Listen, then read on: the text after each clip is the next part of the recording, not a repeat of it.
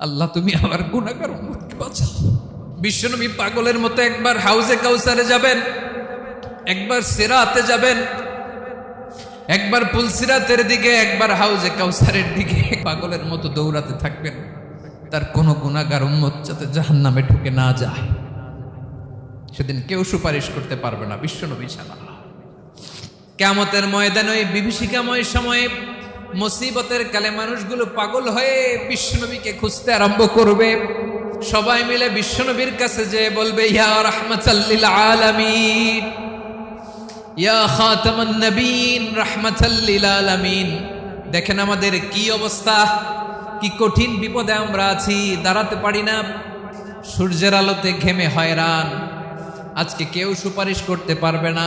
সব নবীরা অপারগতা স্বীকার করেছে, তারা বলেছে আপনি ছাড়া কেউ নাকি আল্লাহর সামনে দাঁড়াতে পারবেন না, আপনি একটু সুপারিশ করেন। বিশ্বনবী বলবেন, আসো আসো, আজকের দিনে আমি ছাড়া আল্লাহর সামনে কেউ দাঁড়াতে পারবে না।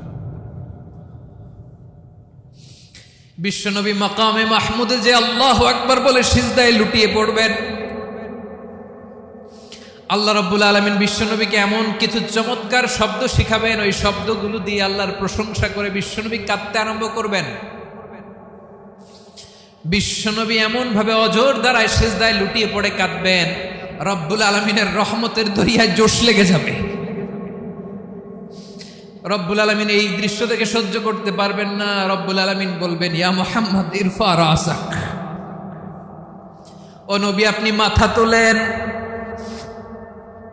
মাথা তোলেন, আপনার কান্না আমি সহ্য করতে পারি না। নবী আপনি মাথা তোলেন, সাল তুতা, আজকে আপনি যা চাবেন তাই দেব। নবী আপনি সিজদা থেকে মাথা তুলেন, সাল তুতা, যা চাবেন তাই দেব। ওয়াশফা তুশাফা, যার জন্য সুপারিশ করবেন তার সুপারিশ কবুল করে নেব। বিশ্বনবী এবার মাথা তুলবেন।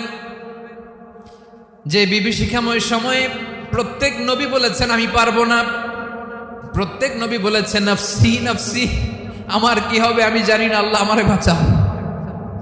প্রতিটি নবী বলবেন নফসি নফসি, আল্লাহ তুমি আমারে বাঁচাও, আমারে বাঁচাও। বিশ্বনবী মাথা তুলবেন, তুলে বলবেন রব্বি হাবলি উম্মতি, আল্লাহ তুমি আমার গুনাহগার উম্মতকে বাঁচাও।